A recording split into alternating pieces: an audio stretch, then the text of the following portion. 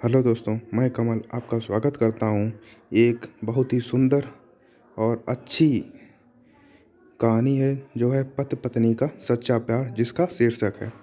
एक आदमी ने एक बहुत ही खूबसूरत लड़की से शादी की। शादी के बाद दोनों की ज़िंदगी बहुत प्यार से गुजर रही थी।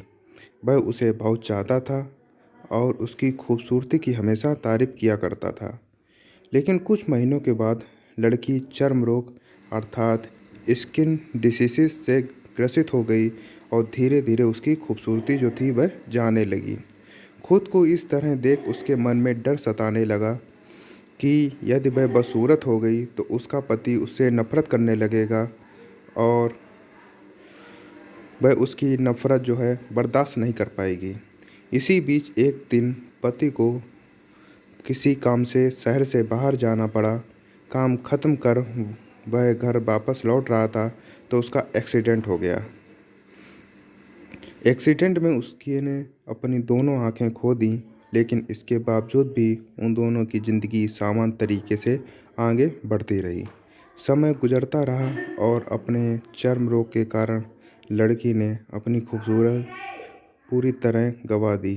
वह बदसूरत हो गई, लेकिन अंधे पति को इस बारे में कुछ भी पता नहीं था। इसलिए उनका उनके खुशहाल वैवाहिक जीवन पर कोई प्रभाव नहीं पड़ा। वह उसे उसी तरह प्यार करता रहा। एक दिन उस लड़की की मौत हो गई। पति अब अकेला हो गया था। वह बहुत दुखी था। वह उस शहर को छोड़कर जाना चाहता था। उसने अंतिम संस्कार की सारी क्रियाविधि पूर्ण की और शहर छोड़कर जाने लगा।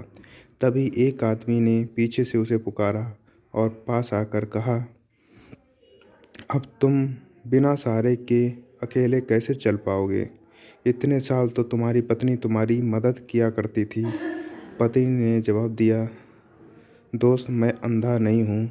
मैं बस अंधा होने का नाटक कर रहा था, क्योंकि यदि मेरी पत्नी को पता चल जाता कि मैं उसकी बदसूरती देख सकता हूँ तो यह उसके रोग से ज़्यादा दर्द देता।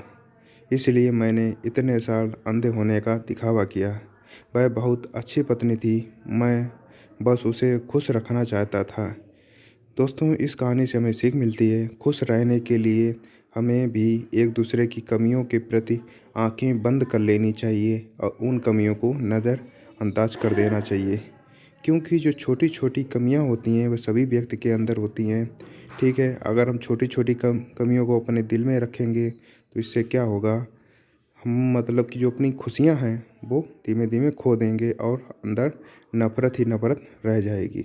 अगर दोस्तों ये कहानी आपको पसंद आए तो वीडियो को लाइक करें और चैनल को सब्सक्राइब करें। धन्यवाद।